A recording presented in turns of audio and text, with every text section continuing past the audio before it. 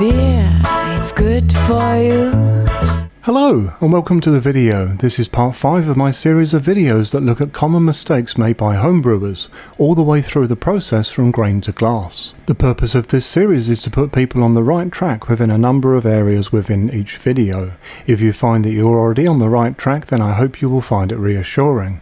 I will not go into huge detail on each topic, but where appropriate I will link forward to further information within the video and mirror these links within the video's YouTube description. So let's get started.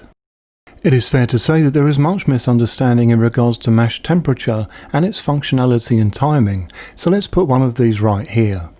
A widely used mash temperature in brewing is 65 degrees Celsius, or 149 degrees Fahrenheit if you're thinking in imperial.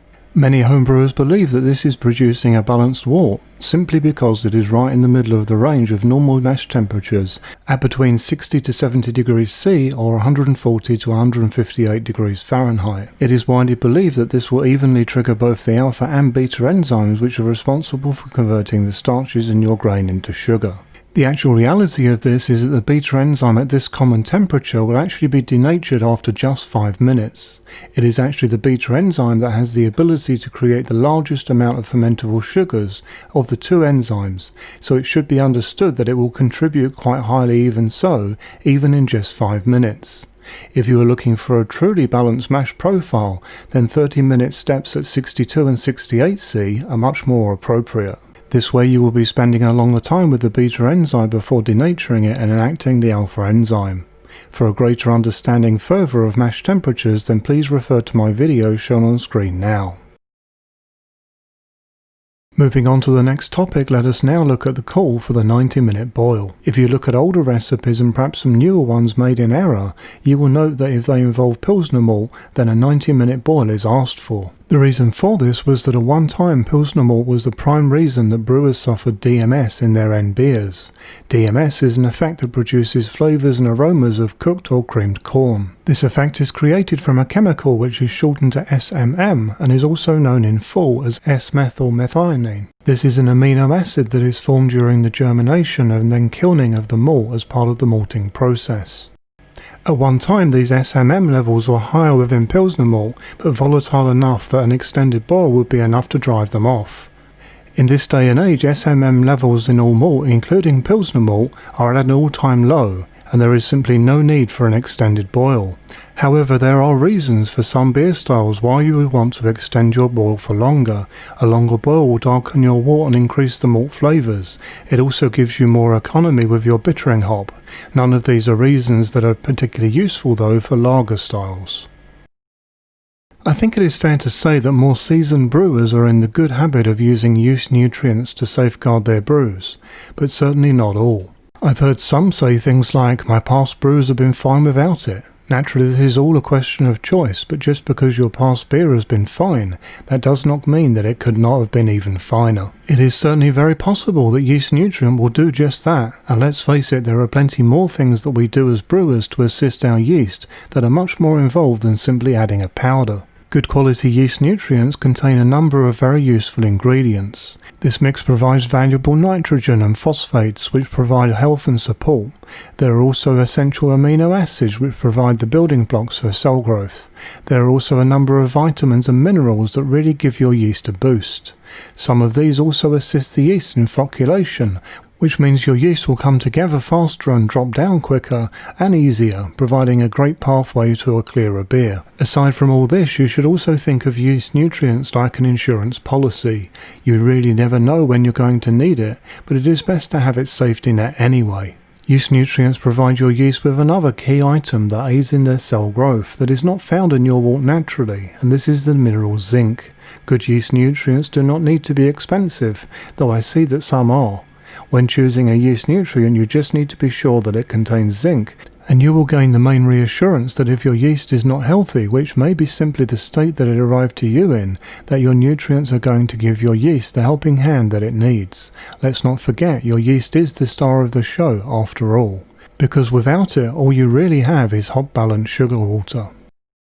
Back in February of 2019 I released a video showing how a RoboBrew or Brewzilla false bottom could be used on the Grainfather G30.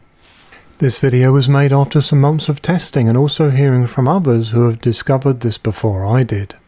This was not something I ever said that was absolutely needed for the Grainfather, but it certainly does make for a smoother and easier process, plus it has a great benefit for those that are struggling with the standard filter.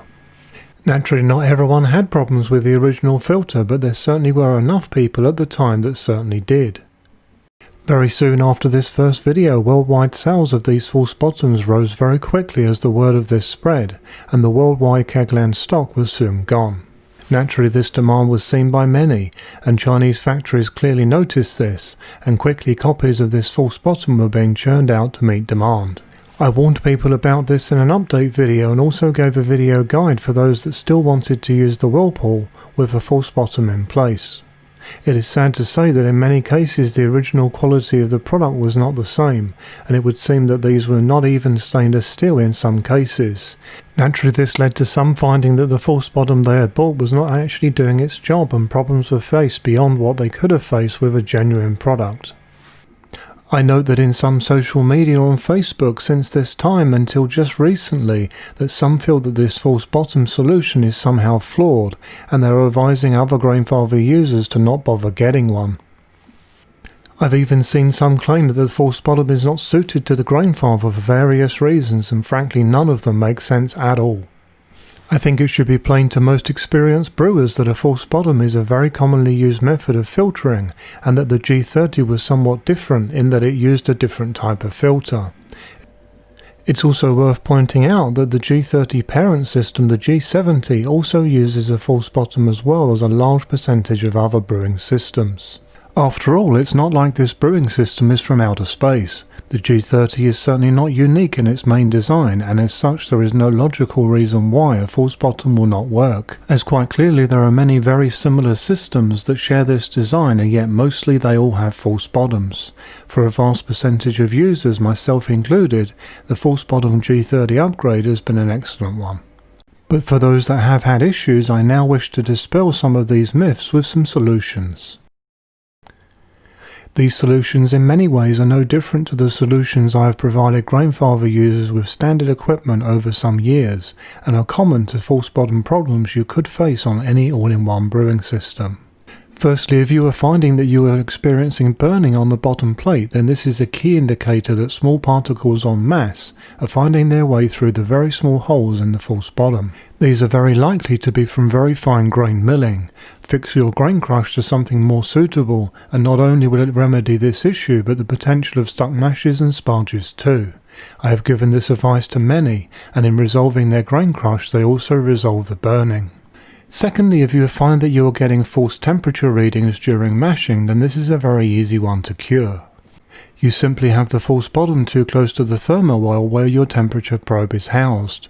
Most likely this is a leg, and turning the false bottom into a better position has been found to correct this issue. Thirdly, if you find that the false bottom is lifting during the boil, then this could indicate an inferior product. Do check that it is stainless steel by doing an internet search on stainless steel identification. In doing this, if you find that you do have stainless steel, then using silicone around the perimeter of the false bottom is one proven way to cure this, or some simply insert the grain basket without the bottom in place.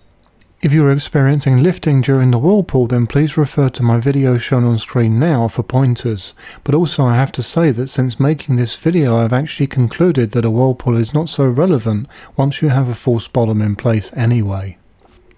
I do hope that this helps some of you out, and please be aware that the most recent version of the Brewzilla false bottom shown on screen now at the bottom will not fit the G30, but production still exists for the older design anyway. This new version is very easy to identify due to the extra ridged areas now highlighted on screen. Be sure to avoid this type if you wish to use it in a G30. For those that are not members yet, this YouTube channel has its own Facebook group. Please use the link shown on screen to find it and join if you are looking for a group of mature, friendly members. We have a membership of all experience levels from never brewed before to seasoned commercial brewers.